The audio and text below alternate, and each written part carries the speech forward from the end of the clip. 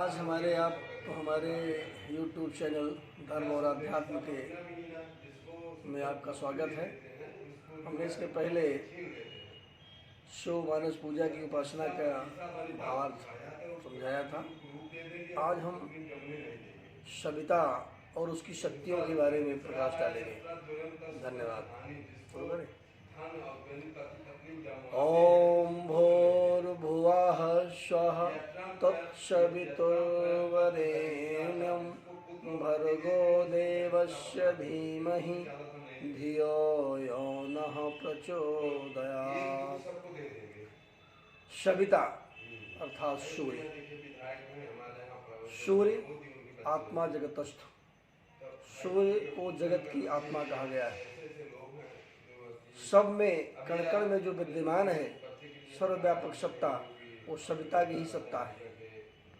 उसकी दो शक्तियां हैं मूल रूप से, जिससे वो संपूर्ण सृष्टि का निर्माण का कार्य प्रारंभ करता है।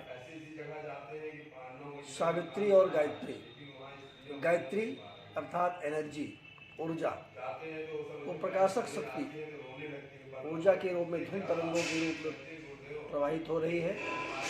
और सावित्री शक्ति जो है वो परमाणु शक्ति है, जो मटेरियल के रूप में, पदार्थ के रूप में प्रवाहित हो रही है। उसी से एनर्जी ही कन्वर्ट होकर के मटेरियल में प्रवाहित हो जाती है और निर्माण कार्य प्रारंभ हो जाता है। सावित्री और गायत्री मूल रूप से सविता की दो शक्तियां हैं।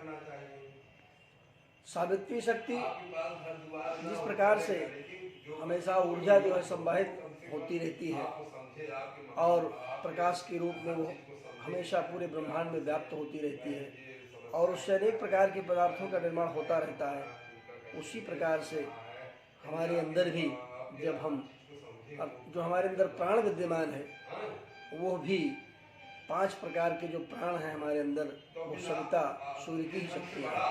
पहला है प्राण, दूसरा है व्यान, समान, उदान, अपान, और उसमें उसके मूल रूप से उप प्राण भी हैं, नाग, कूर्म, कृकल, देवदत्त और धनंजय। जिस प्रकार से संपूर्ण सृष्टि में सविता का कार्य चल रहा है, उसी प्रकार से हमारे इस पिंड में, हमारा पिंड में भी वो संवाहित हो रहा है। हमारा वेदांत कहता है यत् पिंडे तद ब्रह्मांडे, जो इस पिंड में है वो शरीर संपूर्ण ब्रह्मांड में व्याप्त है। तो प्राण जब हमारे शरीर में आ जाता है तो उससे भी वो निर्माण कार्य प्रारंभ कर देता है। वो मन के रूप में, बुद्धि के रूप में, अहंकार के रूप में और चित्त के रूप में वो सविता की शक्तियाँ ही विद्यमान हैं, जो आपको प्रेरणा का कार्य करती हैं। इसमें 24 शक्तियाँ हैं गायत्री महामंत्र में। वो 24 शक्तियाँ ही 24 अवतारों के रूप में, 24 मुद्राओं के रूप में और 24 तत्वों के रूप में विराजमान है। संपूर्ण सृष्टि जो है बनी है वो 24 तत्वों से। तो जो 24 अक्षर हैं गायत्री के, वही मूल रूप से वो अवतारों के रूप में, शक्तियों के रूप में और अनेक प्रकार के मुद्राओं के रूप में विस्तृत वर्णन किया गया है हमारे शास्त्रों में।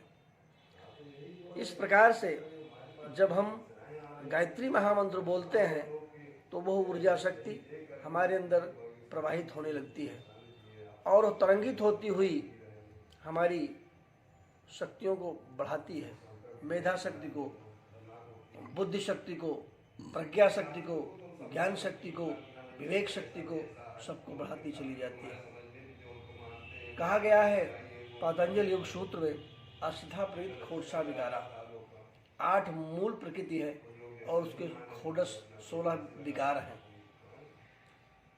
तो मूल प्रकृति में पृथ्वी, जल, अग्नि, वायु, आकाश और चित्त, अहंकार और हमारा मन, ये 3 मिलकर के जो है 8 प्रकृति हो जाती हैं। खोडस विकारों में 5 हमारी तन्मात्राएं अर्थात शब्द, स्पर्श, रूप, रस, गंध, 5 उसकी कर्मेंद्रियां, 5 ज्ञानेंद्रियां और उसके 5 जो प्राण हैं, इन सबको मिला करके एक मन, इन सबको मिला करके खोटस विकार उत्पन्न करती है और इनका प्रचार प्रसार ही हमारे शरीर में व्याप्त है और हम जिससे अपना सारा कार्य करते हैं। अभी समय है, हाँ, इसी पर इसको हम समाप्त करते हैं। अगला जो हमारा विषय होगा, इसी से पार्ट 2 के रूप में वो आगे